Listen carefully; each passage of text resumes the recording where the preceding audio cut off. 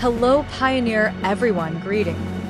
Muraho abakunzi ba Pi Network mwese ndabasuhuje. Why? Pi Network has been late to the market.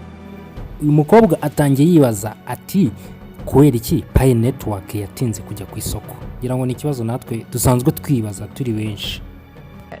Many people are wondering about it, but I'm here to tell you the reasons. Atangiye avuga ati abantu benshi bajya bibaza kuri iki kibazo. Ariko nje kubasobanurira impamvu Pi Network yatinze kujya ku isoko n'impamvu yatinze kugira agaciro. Mukurikire muri video yose muyirangize kugira ngo mumenye impamvu Pi Network yatinze kujya ku isoko ndetse no kugira agaciro igatinda. Subscribe so that all the videos you go will be about Pi Network. Mbibutsa gukora subscribe kugira ngo video zijyanye na Pi Network zitazaza zibacika buri munsi. Murabizi ko mba update za buri munsi za Pi Network. In other words, the words listing and price are things that interest anyone who is in mining.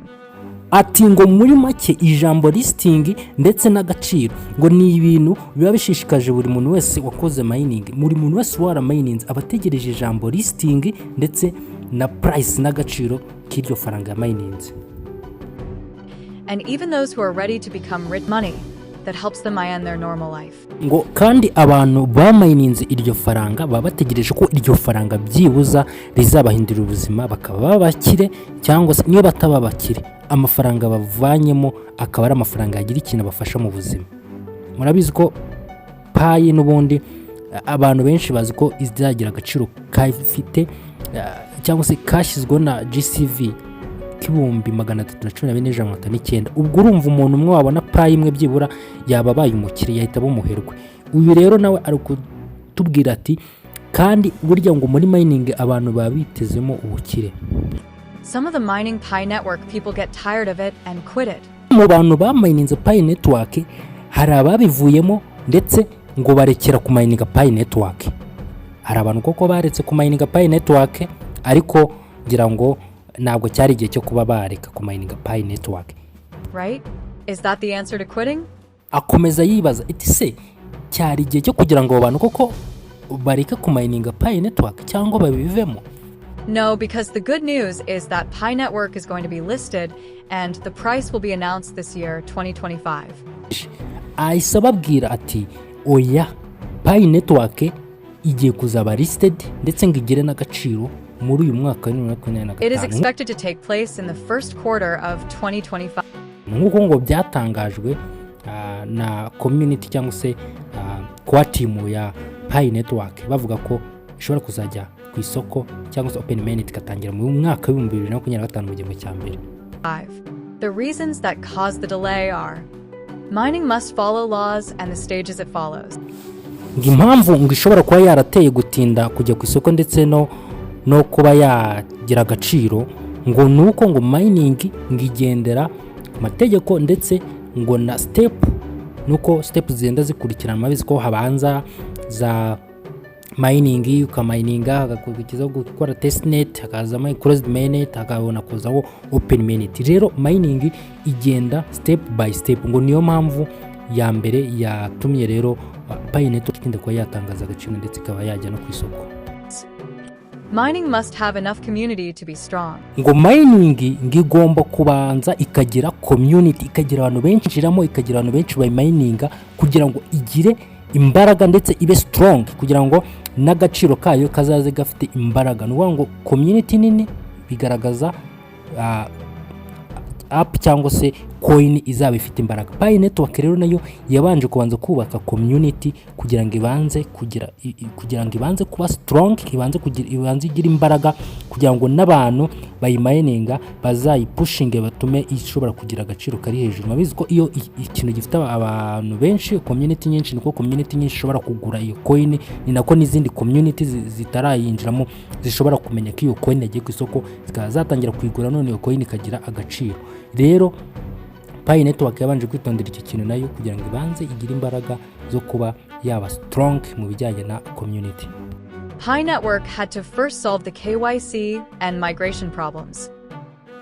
Ngo Pi Network ngo yabanje gukemura ibibazo by'ama KYC ndetse na migration. Murabizi ko KYC ubwayo ni ikibazo n'undi abantu bagifite, baracyafite ibibazo bya tentative, baracyafite ibibazo bya migration. Ubwo rero ni gute faranga ryajya ku isoko n'ubundi hakirimo ibibazo by'amakiwayisi. Ni gute ifaranga ryajya ku isoko abantu bakaba bose batabasha kuba baricuruza? Niyo mpamvu Pi network yabanje gukora ikintu cyitwa gukemura ibibazo bya KYC, gukemura ibibazo bya migration, kugira ngo buri muntu wese wamayininze Pi yabashe kubona benefit, abashe kuba yakumva neza ibyiza byo kuba yaramayininze Pi network. Ngo bagomba kubanza bakakemura ibibazo bya KYC, bagakemura ibibazo bya migration, kugira ngo n'abantu babashe gucuruza iryo faranga. Niyo mpamvu rero nayo ni impamvu yatumye Pi network itinda kuba yajya ku isoko ndetse ikagira ngo n'agaciro.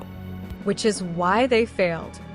Pi also had to collaborate with other companies. Kandi n'ubundi ngo Pi ngo iracyakeneye gukorana n'andi makampani. Warizi ko yagiranye imikoranire na Stellar Protocol, rero nayo ibikeneye kongera amakampani azabasha kwemerera ifaranga, amakampani azabasha gukorana nayo mu bijyanye na peer to peer.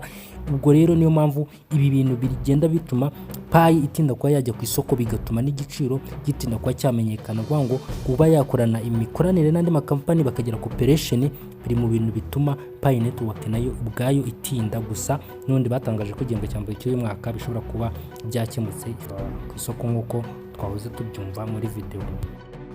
The plans for OpenMyNet are the value of Pi network. Markets will list and trade Pi network. Intego ya Pi network ngo ni ukugira agaciro, ni ukujya ku isoko ndetse n'abantu bagacuruza iryo faranga rya Pi network. Iyi niyo ntego Pi network ifite, kandi ni intego twese dukeneye kuba twakwacivinga tukaba twageraho, kuba yagira agaciro, kuba abantu bayibona ku masoko agiye atandukanye za Binance, za OKX n'izindi, ndetse za Coinbase n'andi masoko agiye atandukanye, ndetse n'agaciro kayo kakamenyekana. Murabizi ko hari agaciro bavuga ngo ka GCV, ntabwo turamenya niba koko ariko agaciro izazira. Gusa niyo itaza kora ku gaciro, gusa ikihari nuko izajya ku isoko ndetse tukaba twayitradinga. Using P2P to buy, and many more I will tell you. Tukaba twakoresha peer to peer duhaha. Murabizi ko peer to peer ari uburyo bwo guhaha, ukaba wakoresha Pi network uhaha ibicuruzwa ndetse na serivisi. Rero indi ntego bafite ni ukuba abantu batangira gukoresha peer to peer. Murabizi ko batangaje n'ikimwere cyo kuba abantu curuzi bacuruza product zabo bakishyurwa ku mapi. Ubwo rero bivo n'undi nayo iri mu ntego ya bapioneer, ku buryo umupioneer ashobora kuva hano akajya guhaha ahantu runaka, akaba yahahira mu kindi gihugu. Murabizi ko amasoko akomeze kugenda yongera ajya mu buryo bwa mainnet, kugira ngo abantu bazabashe kuba bahahisha Pi coin zabo muri iyi system rero ya Pi network bari gushaka gukora ya P2P. N'ibindi rero nzagenda mbabwira kuri channel yacu ya Pi network 250, kugira ngo ibintu byinshi bizagenda bitambuka kuri iyi channel. Subscribe. Thank you.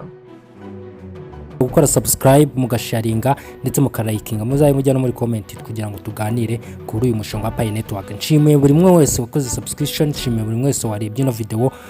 Imana ibarinde, murakoze.